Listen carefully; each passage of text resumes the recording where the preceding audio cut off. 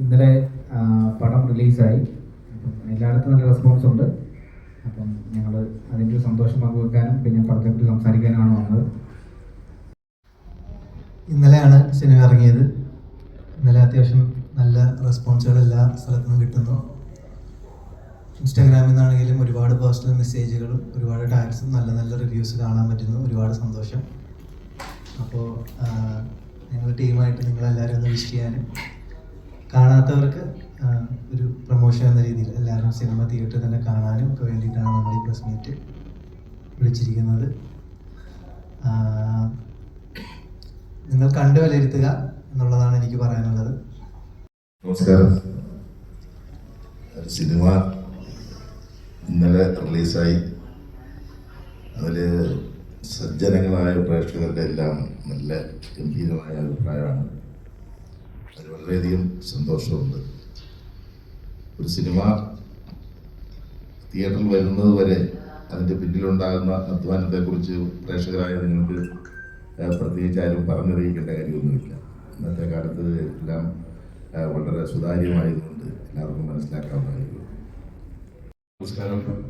ഇന്നലെയാണ് ദൃഢം റിലീസായത്. അപ്പോൾ ഒത്തിരി പേര് സിനിമ കണ്ടിട്ട് വിളിച്ച് നല്ല അഭിപ്രായങ്ങൾ പറഞ്ഞു. ഞങ്ങളുടെ ടീം ആക്ച്വലി ഹാപ്പിയാണ്.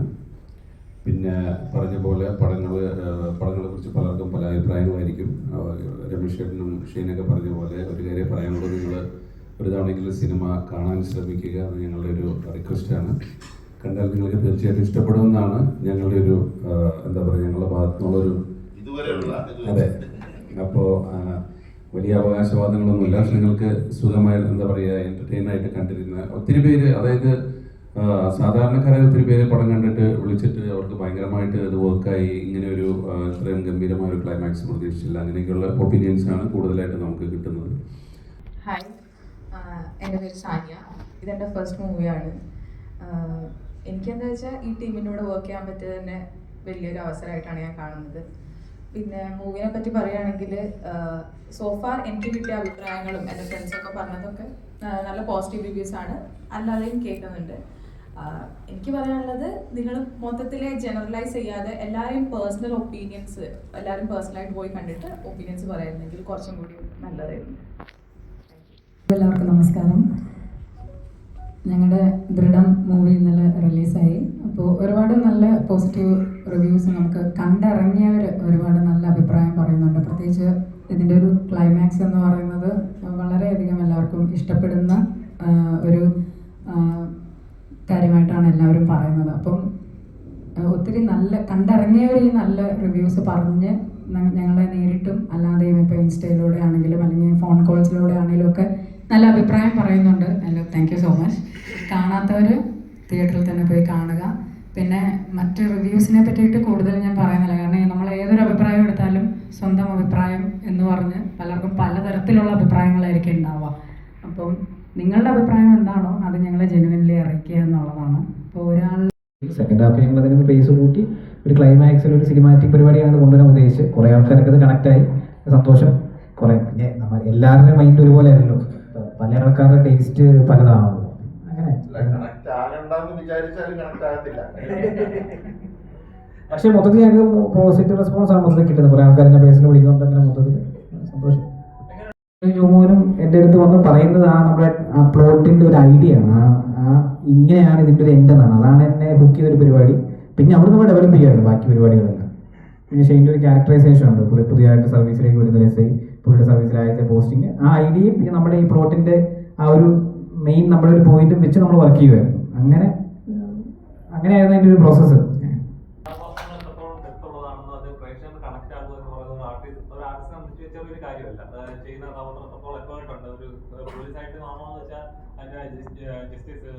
എടുക്കേണ്ട എഫേർട്ടുകൾ ഒരു പ്രോസസ്സ് ഉണ്ട്. ഇപ്പോൾ ആളുകൾ എന്താ ഓവറായിട്ട് ജഡ്ജ് ചെയ്യുന്നു, ഇങ്ങനെയാണ് പോലീസുകാർ ചെയ്യുന്നത്, ഇങ്ങനെയല്ല പ്രോസസ്സ് എന്നൊക്കെ പറഞ്ഞ് നമ്മൾ സോഷ്യൽ മീഡിയ കാണാറില്ല.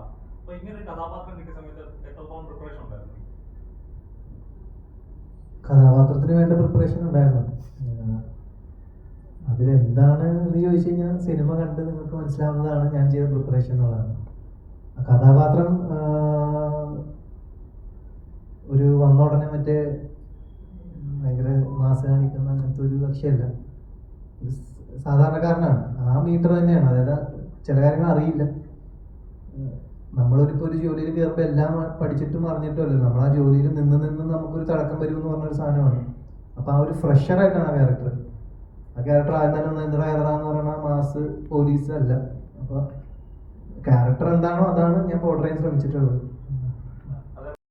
മീഡിയ നിങ്ങൾ ഇത്രയും സജീവമായിട്ടുള്ളത് കൊണ്ടാണ് പല സിനിമകളെ കുറിച്ചും പല അറിയുന്നതും. ഇപ്പോൾ അദ്ദേഹം പറഞ്ഞതുപോലെ ചില അറിയില്ലാത്ത സിനിമകളെ കുറിച്ച് ആളുകളെ അറിയിക്കുന്നത് പോലും മീഡിയയാണ്. അപ്പോൾ ചിലപ്പോൾ നല്ല സിനിമകളായിരിക്കും, ഒരു പബ്ലിസിറ്റി കുറവുണ്ടാകും, പക്ഷെ മീഡിയയുടെ ഒരു പ്രസൻസ് കൊണ്ട് അങ്ങനെ വിജയിച്ച പടങ്ങളുണ്ട്. അപ്പോൾ അതുകൊണ്ട് മീഡിയ എപ്പോഴും സപ്പോർട്ടീവാണ് ഈ സിനിമയ്ക്ക്. സിനിമ നോക്കുകയാണെങ്കിൽ ആക്ഷൻ ഓറിയൻറ്റഡ് സിനിമകൾ ചെയ്യുന്ന ചുരുക്കം ചില നടന്മാരിൽ ഒരാളാണ് ഷൈൻ ചേട്ടൻ. അപ്പോൾ ഇനി ബൾട്ടി, RDX പോലുള്ള ഇനി കംപ്ലീറ്റ് ഒരു ആക്ഷൻ ഓറിയൻറ്റഡ് സിനിമകൾ ചെയ്യാൻ താല്പര്യമുണ്ടോ, അതിന് ട്രാക്ക് മാറ്റുകയാണോ? അല്ല, അങ്ങനെ എല്ലാത്തരം പടങ്ങളും വേണം. പക്ഷേ ഇപ്പം ഈ പറഞ്ഞ ആക്ഷൻ ഓറിയൻറ്റഡ് സിനിമ എന്നുള്ളത് മാത്രമല്ല, നമുക്ക് തിയേറ്ററിൽ ഇപ്പോൾ ഒരു നല്ലൊരു ത്രില്ലറാണെങ്കിൽ പോലും നമ്മളെ പിടിച്ചിട്ട് അവസാനം കൊണ്ടുപോയി നമുക്കൊരു തിയേറ്ററിക്കൽ വാല്യൂ ഉള്ള ഒരു പരിപാടിയാണ് കൊടുക്കുന്നതെങ്കിൽ നമുക്ക് ഫൈനാണ്.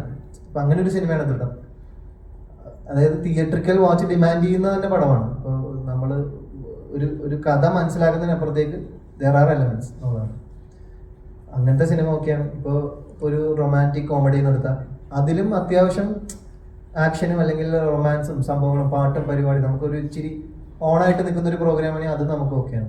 അപ്പം ജോണർ എന്നുള്ളതല്ല, അതിൽ നമ്മൾ ഇടുന്ന എലമെന്റ്സിലാണ് കാര്യം ഇരിക്കുന്നത് എന്നുള്ളതാണ്. കംപ്ലീറ്റ് ഒരു ആക്ഷൻ ഓറിയൻറ്റഡ് സിനിമ ചെയ്യുമ്പോൾ ഫിറ്റ്നസ്സിൽ എന്തൊക്കെ ഡയറ്റ് കാരണം എന്തെങ്കിലും ഫോളോ ചെയ്യുന്നത്? അതായത് മാർഷൽ ആർട്സ് ഒക്കെ പഠിക്കുന്നുണ്ടല്ലോ, അപ്പോൾ അതിൻ്റെ ഒരു ജേണി എങ്ങനെയാണ്? അതുണ്ട് ബ്രോ, അത് അത്യാവശ്യം പണിയുള്ള പരിപാടിയാണ്. വലിയ സുഖമൊന്നുമില്ലാത്ത ഫൈറ്റ് പടങ്ങൾ അതുകൊണ്ട് തന്നെയാണ് ഇവിടെ കുറവെന്നാണ് എനിക്ക് തോന്നുന്നത്. നല്ല മെനക്കേടാ. പറയാൻ ഉദ്ദേശിച്ചത് കുറെ ആൾക്കാർ പറഞ്ഞൊരു കാര്യമുണ്ട്. ഞങ്ങൾ ആക്ച്വലി ഇത് പ്ലാൻ ചെയ്തപ്പോൾ നമ്മുടെ കൂട്ടുകാരുണ്ട് കുറേ പേര്, ഈ പറഞ്ഞ പുതിയതായിട്ട് പോലീസിൽ കയറിയ ആൾക്കാരും അങ്ങനെ കുറച്ച് ആൾക്കാരെ നമുക്കറിയാം. അപ്പോൾ ഇവരെ നമ്മൾ ഡെയിലി കാണുന്നതാണ്. ഇവരുടെ ദിവസേന എങ്ങനെയാണ് അവരുടെ സംസാരം, നമ്മുടെ അടുത്ത് വരുമ്പോൾ എങ്ങനെയാണ് നമുക്കറിയാം. ആ ഒരു ക്യാരക്ടർ ഷെയ്ൻ ബ്രോ അത്രയും അടിപൊളിയായിട്ട്, ഞങ്ങൾ റൈറ്റേഴ്സിന് പ്രകാരം അത്രയും അടിപൊളിയായിട്ട് ചെയ്തിട്ടുണ്ട്. അത് തന്നെയാണ് ആ ക്യാരക്ടർ. ഇപ്പോൾ കുറേ പേര് ചോദിച്ചു പവർഫുൾ ആയിട്ടുള്ള ക്യാരക്ടർ, പക്ഷെ ഇങ്ങനെ ആൾക്കാരുണ്ട്.